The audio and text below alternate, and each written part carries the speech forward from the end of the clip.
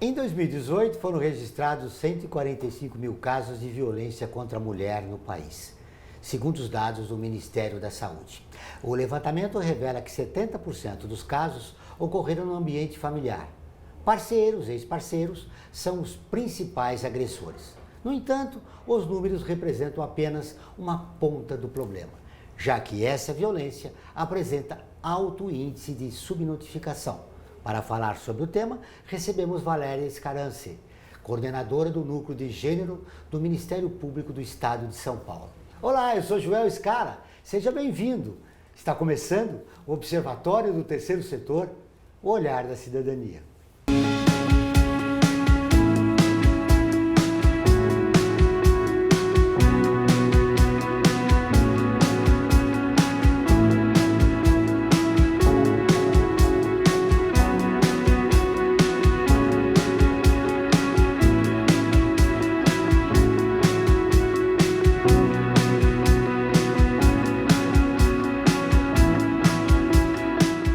Valéria Escarance é promotora de justiça especializada em gênero e enfrentamento à violência contra a mulher, coordenadora do Núcleo de Gênero do Ministério Público de São Paulo e criadora da cartilha Namoro Legal. Tudo bem, Valéria? Seja bem-vinda ao nosso programa. É ótimo estar com vocês. Valéria, vamos começar para os homens que nos estão assistindo. O que é um relacionamento abusivo? Vamos lá. Relacionamento abusivo, masculinidade tóxica, são alguns termos, né? Algumas expressões têm sido muito usadas ultimamente, mas poucas pessoas sabem de verdade o que significa. O que é um relacionamento abusivo? O que é um ciúmes normal? O que é um ciúmes perigoso? O que é controle ou uma conduta de cuidado? Em síntese, um relacionamento abusivo, ele envolve um código, como se fosse um SIC. Ele envolve controle, isolamento e ciúmes excessivo. Essas três características reunidas ou muito marcantes numa relação podem identificar então que aquela relação não está indo bem e pode se tornar uma relação perigosa. Você pode dar um exemplo de um relacionamento abusivo? Vários. Por exemplo, aliás, sabe que é importante a gente mencionar que o relacionamento abusivo ele começa bem. Começa legal como qualquer outro. Então as mulheres não escolhem homens abusivos, as mulheres escolhem homens, assim como homens namoram mulheres. Só que esses homens que são abusadores, dominadores, eles começam a adotar algumas condutas para submeter a mulher. Condutas de controle, então, por exemplo, isolamento da família e dos amigos, isolamento das pessoas que são importantes para aquela mulher, controle do dinheiro, ciúmes excessivo, sentimento de posse. Então, aos pouquinhos, é como se ele fosse um alpinista, assim, ele vai dominando aquela mulher. E a violência mesmo, a moral, a psicológica mesmo, acontece só depois. Então, no início, tudo são flores, como dizem, né? Quais são as mulheres que são mais vítimas desse relacionamento abusivo? Que tipo de mulher é esse que aceita um relacionamento assim? Nossa, acho que essa pergunta é a pergunta fundamental. Todas nós, mulheres, sofremos violências ao longo da vida, várias violências. Agora, estar numa relação abusiva é só uma questão de azar. É uma questão de não saber identificar naquele relacionamento o que é perigoso, né? Porque o abusador não mostra que é abusador. Ele pode ser formado, culto, jovem, idoso, de meia idade. Não existe um perfil de vítima, nem um perfil de abusador. O que nós temos é um perfil de comportamentos abusivos. Então, quando acontecem aquelas condutas, luzes amarelas ou luzes vermelhas, para que as mulheres, então, imponham limites e saibam também, por fim, é uma relação, se aquela relação traz dor, traz sofrimento. Isso está muito relacionado com a autoestima da mulher. Como empoderar a mulher neste momento, na sociedade de hoje? Sabe que essa pergunta, ela remete a um aspecto fundamental. A principal arma de defesa das mulheres não é a arma de fogo, é a autoestima, o empoderamento, a independência financeira. Então, como empoderar as mulheres hoje? Nós já vencemos muito, né? Já lutamos muito e hoje, por exemplo, as mulheres são consideradas iguais aos homens. Ah, mas não sempre foi assim? Não. As leis tratavam as mulheres como incapazes, como pessoas que dependiam de autorização do homem. Então, a partir de 88, quando a Constituição diz homens e mulheres são iguais, isso é uma grande vitória. Mas homens e mulheres são iguais no papel, como dizem, mas não na vida, não na realidade. Nós vemos uma sociedade sexista, patriarcal, androcêntrica, que ainda coloca o homem no centro da sociedade, e por isso as mulheres têm sim mais dificuldade em estudar, permanecer no estudo de segundo grau, por exemplo, conseguir salários melhores, uma independência e até mesmo na relação afetiva. Ainda hoje se fala que uma mulher precisa estar com um homem, que uma mulher precisa ter família. Isso é ensinamento de gênero, né? Então, muitas mulheres ficam nessas relações porque elas aprenderam que precisam estar numa relação. Muito bem, você colocou um aspecto importante, que é a independência econômica da mulher. Como atingir uma relação normal se a maioria das mulheres brasileiras ainda depende economicamente do homem? Sim. Está havendo um pouco uma mudança desse perfil, uma mudança, né? Mas às vezes, geral. o que acontece é o seguinte, no início, muitas mulheres investem na carreira, em estudos, em independência. De repente, essas mulheres se envolvem com alguém. Então, há aquela pressão social para que elas cuidem dos filhos, sejam responsáveis pela casa e etc. E muitas diminuem o ritmo ou abandonam mesmo a sua independência em razão do relacionamento, em razão dos filhos. Como conseguir uma independência financeira, né? O que é independência financeira? A independência financeira é a chave da própria vida. Só decide a vida aquela pessoa que tem a chave. Então, se a pessoa não tem um poder de ir e vir, a pessoa fica, inclusive numa relação que pode trazer sofrimentos. Quais são as principais dicas, né, para a educação financeira das mulheres? Bom, primeiro, investir em formação, né? Não existe pessoa sortuda, existe pessoa que se dedica, pessoa Preparada, que se prepara. Então, investir na sua própria formação. Segundo, aprender a poupar, né? Todas as mulheres, todos os homens devem aprender a guardar, né? O importante não é quando se ganha, mas quando se gasta. Terceiro, não abandonar a sua própria vida em razão de um relacionamento, em razão de uma pessoa, né? Quarto, não sentir culpa por estar trabalhando ou investindo na carreira. Homens e mulheres devem investir nas suas carreiras, né? Você tocou um aspecto importante. A visão que ainda a mulher tem do casamento, ou que a sociedade em geral tem do casamento, Sim. É de que ela vai cuidar dos filhos, ela vai cuidar de uma parte da família, e que aí cria-se a dependência dela em relação, né, ao homem e na relação como um todo. Como conscientizar homens e mulheres, não só as mulheres, mas os homens, para uma relação de igualdade? Sim, é uma conscientização extremamente importante, mas difícil, né? Porque nós estamos, na verdade, mexendo com algumas ideias naturalizadas, repetidas, né?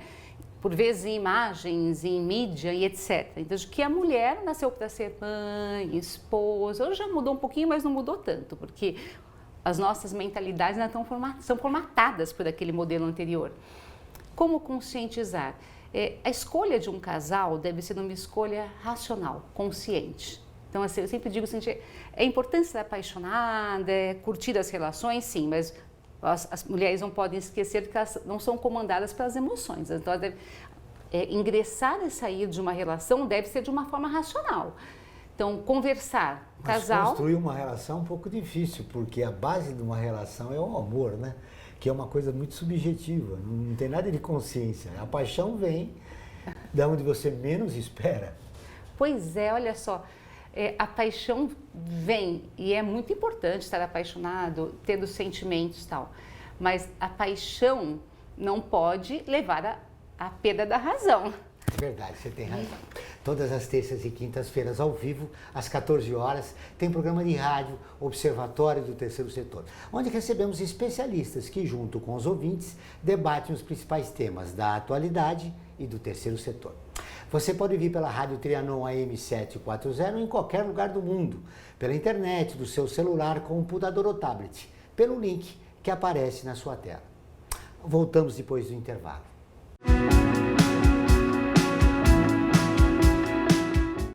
Olá, eu sou Laura Gelbert, da ONU News. Notícias das Nações Unidas e do mundo você acompanha na página e nos programas do Observatório do Terceiro Setor, parceiro da ONU News. E para acompanhar diretamente a ONU News em português, acesse nossa página e redes sociais. Até lá!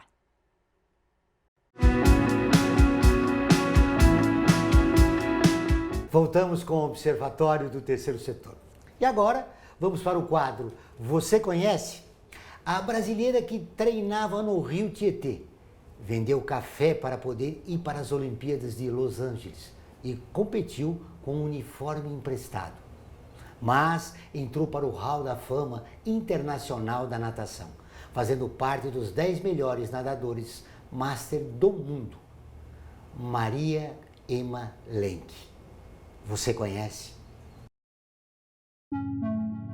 Maria Emma Olga Lenk Zinkler nasceu em São Paulo no dia 15 de janeiro de 1915. Aos 10 anos, Maria Emma teve uma pneumonia dupla e, por conta disso, os pais decidiram colocá-la na natação para que a sua respiração melhorasse. Na ausência de piscinas, a paulistana teve que dar suas primeiras braçadas no rio Tietê. Em 1932 a 1935, venceu 4 vezes seguidas a tradicional travessia de São Paulo a nado. Aos 17 anos, já era uma atleta de nível internacional e se tornou a primeira mulher sul-americana a competir em Olimpíadas, nos Jogos de Los Angeles em 1932. Ao lado de outros 68 atletas de equipe brasileira, Maria puxou a sua viagem para competir nas Olimpíadas de Los Angeles vendendo café.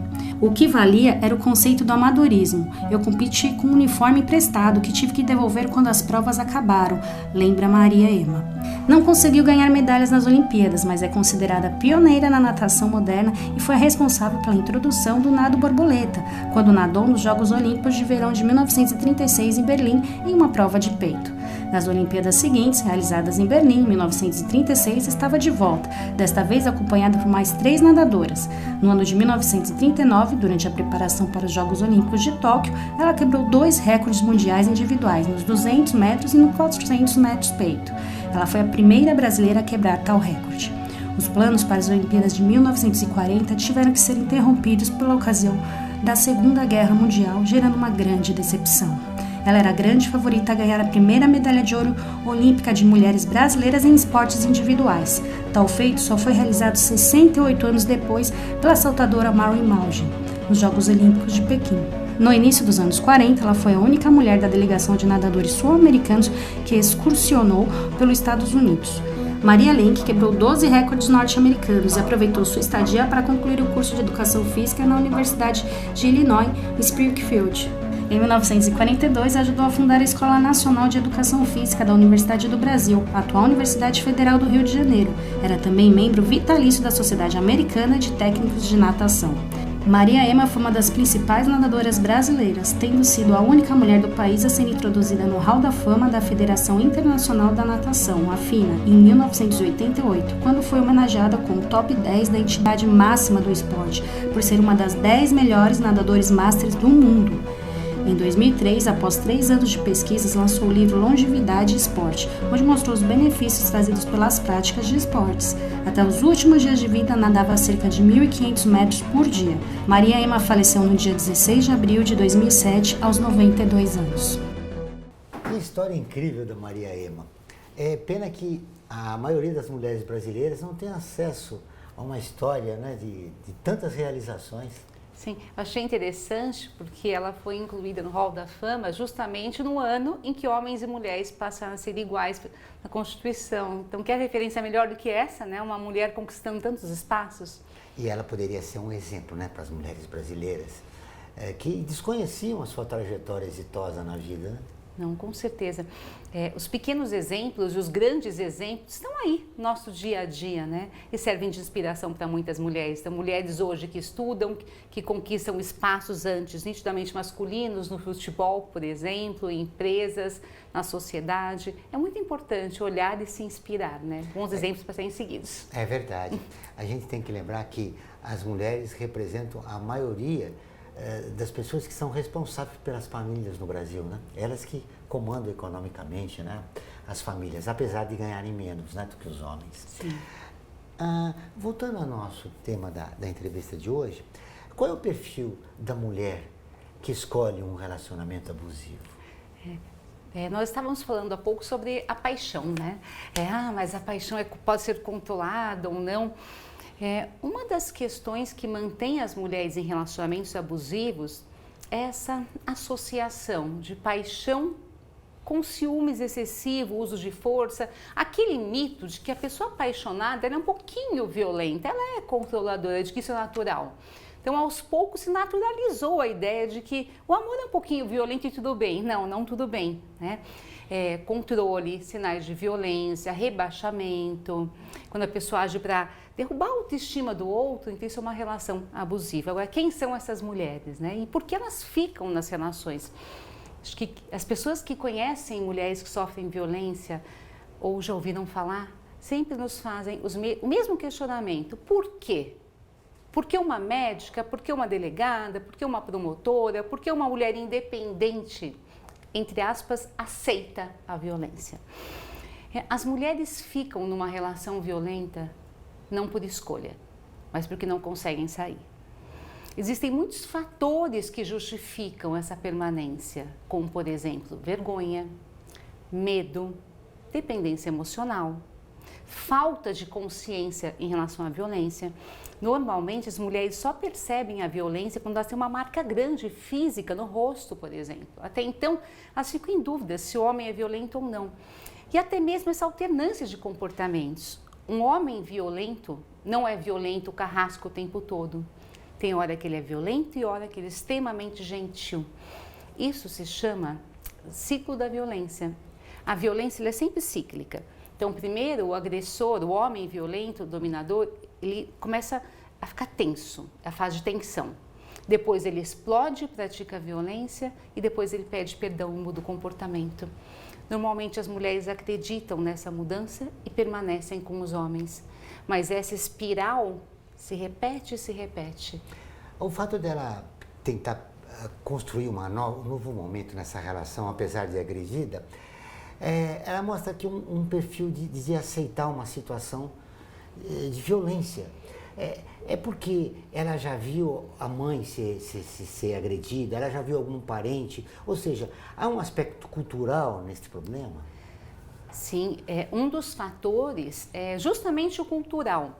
A nossa sociedade é uma sociedade tolerante em relação à violência. Então, até pouco tempo atrás se dizia isso é briga de marido e mulher, ninguém deve meter a colher, né? Ninguém deve se meter. Então, hoje mudou um pouco esse olhar, né? Que violência contra a mulher é problema sério, é questão séria. Até porque o Brasil é recordista e justamente em crimes contra mulheres. É o 5º país do mundo que mais mata mulheres. Mas essa conscientização não acontece na vida das pessoas, é interessante. Todos dizem, eu sou a favor da Lei Maria da Penha, mas quando tem uma mulher agredida do lado, por vezes criticam, julgam. Então, existe um fator cultural, sim, existe o fator do exemplo. O exemplo ensina as meninas e os meninos que vivem em casas violentas. Os meninos aprendem esse tipo de comportamento e normalmente repetem com as suas parceiras. E as meninas muitas vezes aprendem a submissão. Só para falar em números, uma pesquisa feita revelou o seguinte: 40% das mulheres que sofrem violência física hoje no Nordeste viram a mãe sendo agredida. Isso que nós estamos falando só de violência física. Nossa, é um dado impressionante. Nós vamos fazer um pequeno intervalo na nossa conversa para fazer um convite para o telespectador, para curtir a página do Observatório. Ela é visualizada por mais de 700 mil pessoas por semana. Está sempre atualizada com notícias do terceiro setor, do Brasil e do mundo. Faça como mais de 420 mil pessoas, siga a nossa página. Agora nós vamos para um rápido intervalo, mas antes você vai conhecer mais um artigo da Declaração Universal dos Direitos Humanos, que faz parte da campanha do Observatório. Direitos humanos são direitos de todos.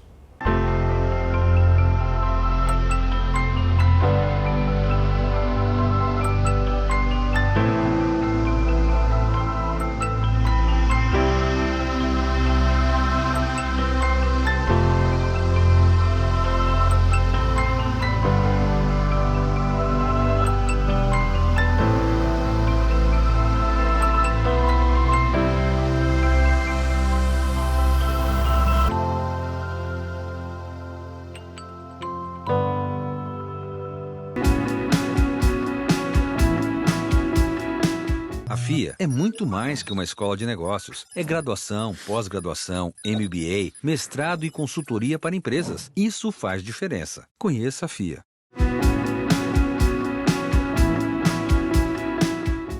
Estamos de volta com o programa do Observatório do Terceiro Setor, o Olhar da Cidadania. Não esqueça, todas as quartas-feiras, às 17 horas, tem programa Olhar da Cidadania na Rádio USP, com temas da atualidade e dos direitos humanos. Anote, todas as quartas-feiras, às 17 horas, na Rádio USP, em São Paulo, 93,7 e em Ribeirão Preto, 107,9 FM.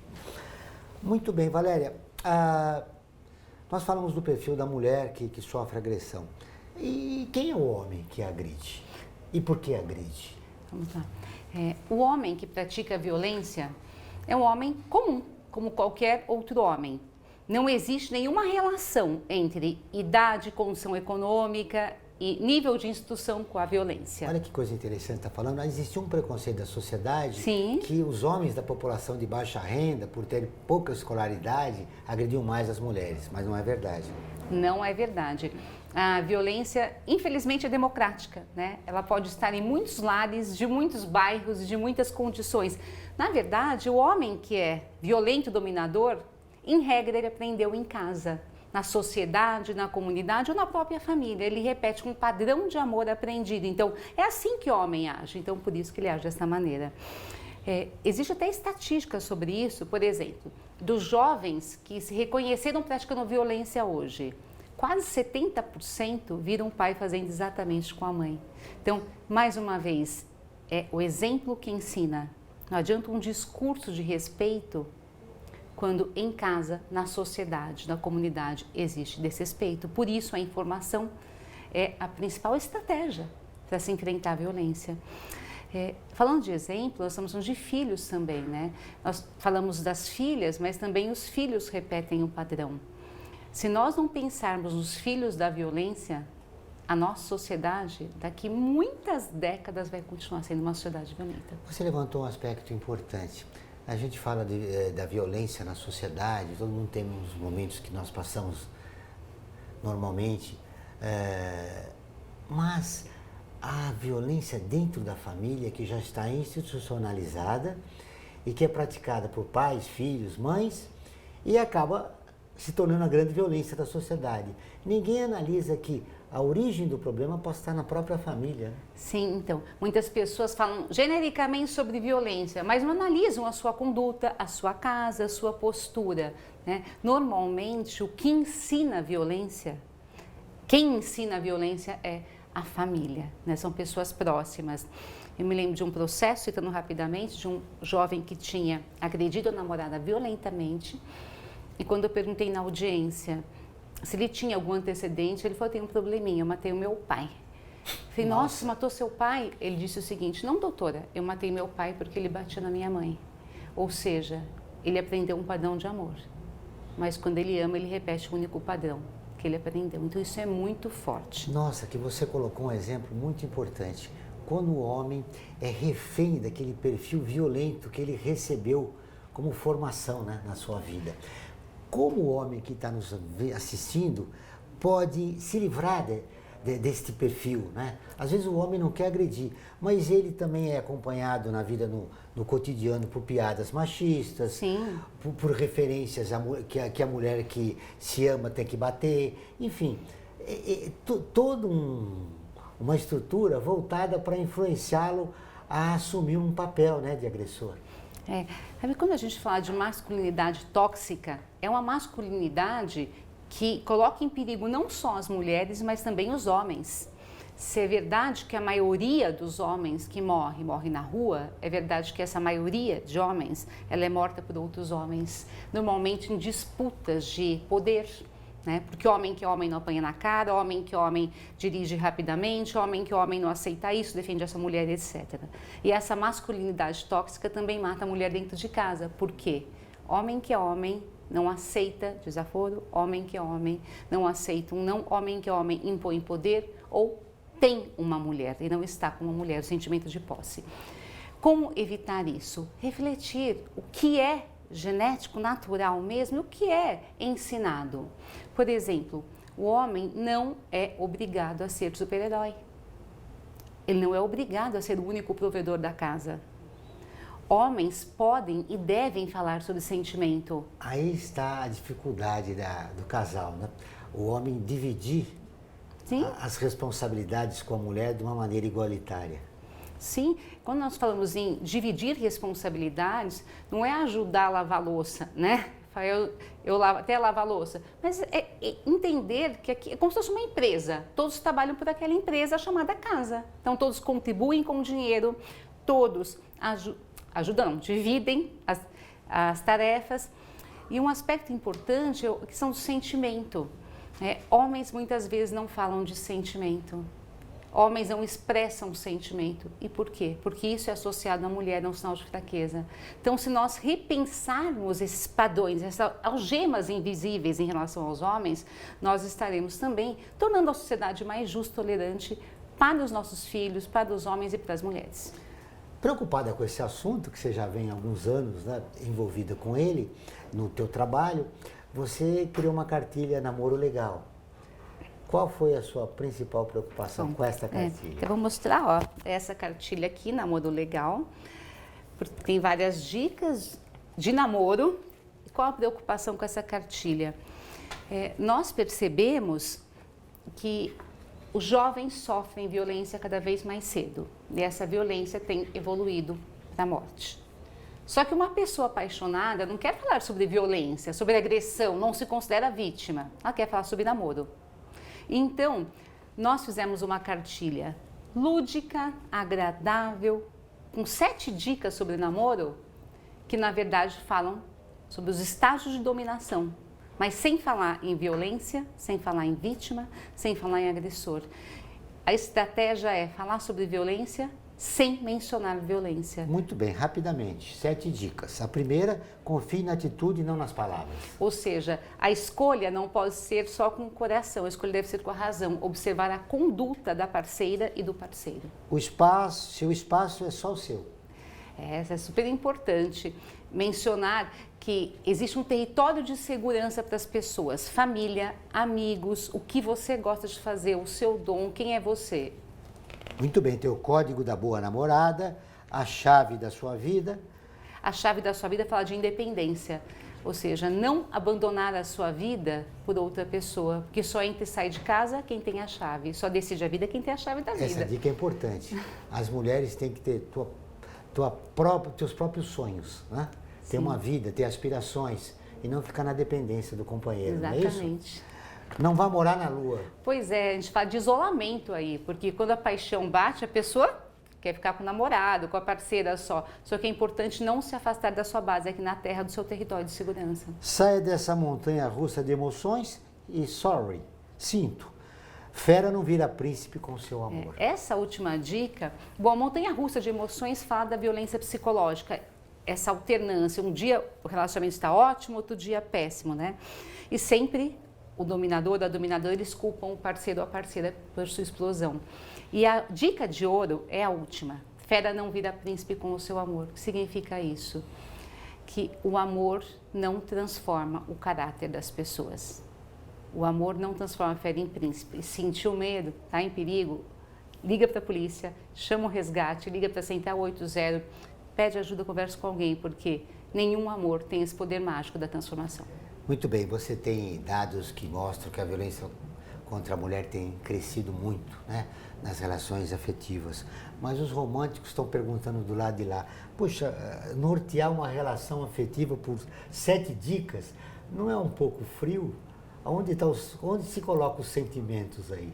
Ah, mas essas dicas são super fofinhas, são amorosas. Aqui a gente não fala, na verdade, de dicas para se romper um namoro, mas dicas para que o namoro seja saudável, seja agradável, para que as pessoas possam crescer com o seu namoro e não padecer, né? Porque se o namoro é tão legal, então é importante que ele seja um namoro que leva as pessoas para um momento melhor da sua vida, Olha, não para o sofrimento. Fechando nossa entrevista, te agradecendo pela sua presença. Para quem sofre agressão, para quem está assistindo e tem uma amiga, tem alguém, um integrante da família que sofre agressão, sobretudo uma mulher que está sofrendo, né, de agressão, o que deve fazer? Quais são as dicas para a mulher seguir um novo momento na sua vida? Ela precisa sair dessa relação tóxica, como você fala, mas quais as dicas para denúncias, por exemplo?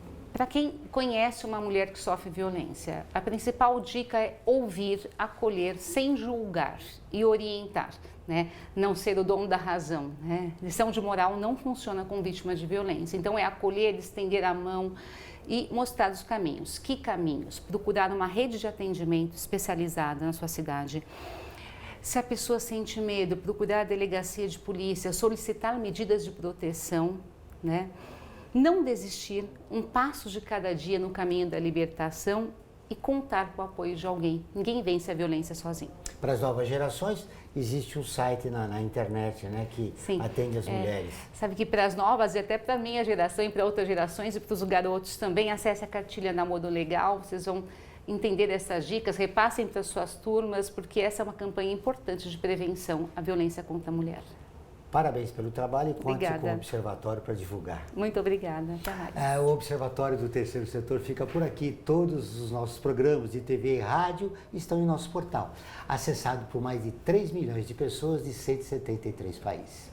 Acesse você também, observatório3setor.org.br.